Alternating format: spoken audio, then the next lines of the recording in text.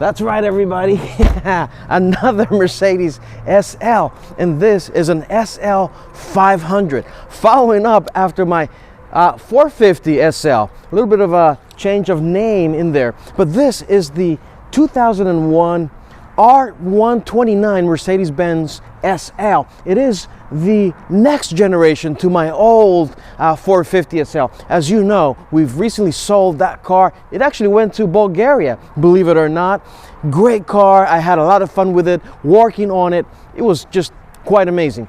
And this just happened to pop up. I guess the algorithm figured, hey, you have an SL, you're searching for stuff on Google, why not show you this? And why not have it? And I said, yes, algorithm, I'll listen to you because you know everything.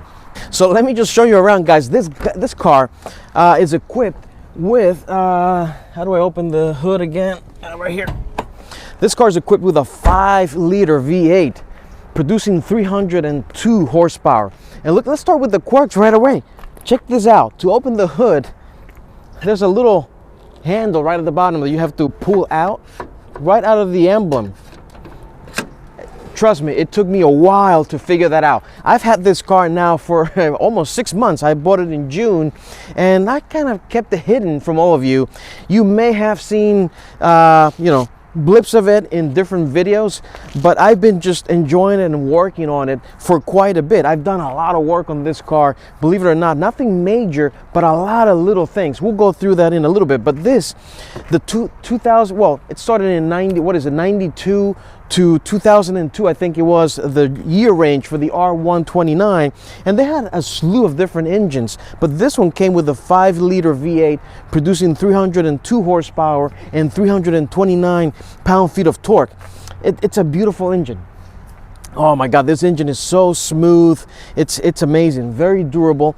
And this car, believe it or not, it's, I think, probably the best SL you can buy. I mean, the design, it's absolutely amazing. It's from Bruno Sacco's design, and it is just amazing. They took a very long time to make this car, following the previous R107 design, which ran for almost 20 years.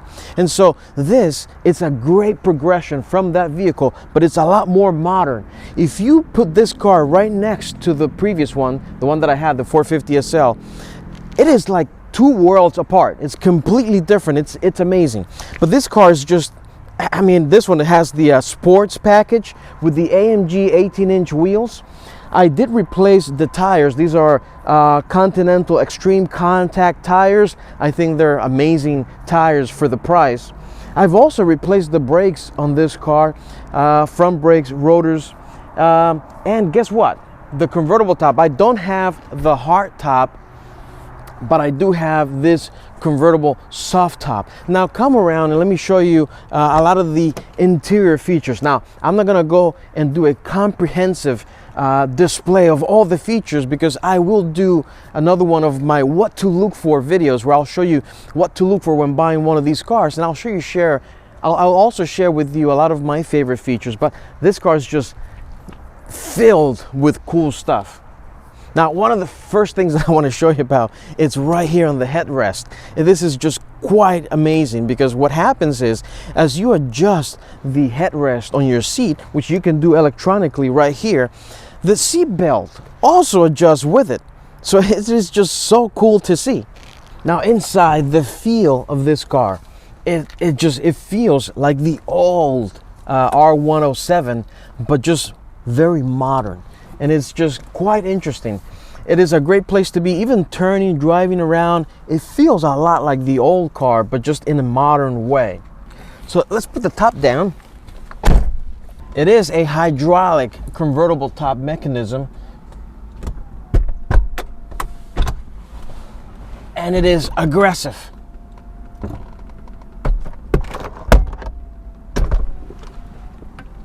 don't know if you guys can hear all the thumps in here, but it is a fully hydraulic convertible top, as opposed to the old SL, which had a manual mechanism. Now this one is all hydraulic, including the locking mechanism right here at the top. Now look at this car, guys, look at it.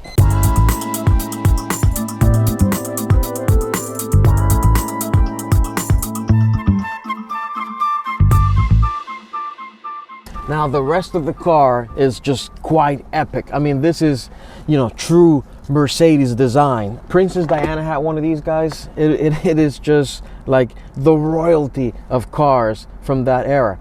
Now, little glove box right in here. Some vehicles actually had a telephone system in this little area because of the airbag regulation in 91, 92. I think in 92 was mandatory, but a lot of cars started to get ahead of that regulation and started to implement airbags. And because Mercedes had already designed this car, they kind of had to, like, you know, finagle around with where to place the airbag. So they put it here, got rid of the glove box, and in exchange gave you this tiny little thing.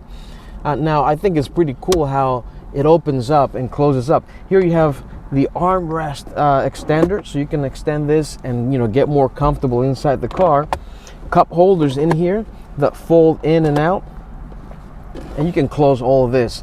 Now look at this. You have the climate control right in here, the radio system, which sounds great. This one has the Bose upgraded system, and it just has so much bass. You can feel it in the seat itself. You can feel it in your back, and it sounds great and goes really well with this car.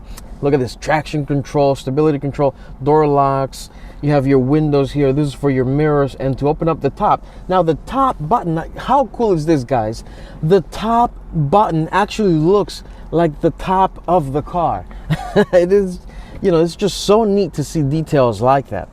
Seats are incredibly comfortable, and it really feels a lot like, you know, I keep saying this, it feels a lot like the old Mercedes, just in a newer way. It's amazing how they were able to just translate that into a new design.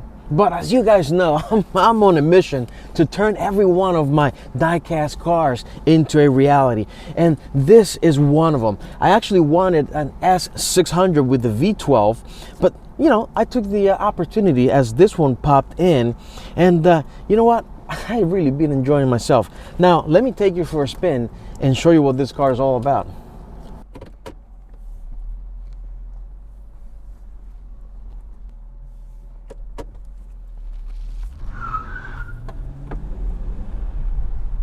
Now guys, driving the SL500, this is just epic, to be honest with you.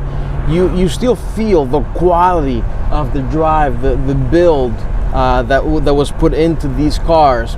It is, you know, quite remarkable. Let me put the windows up a little bit so that you don't get the wind noise. But driving the SL500 from this era is quite unique. It feels like a very solid car, but very, very smooth.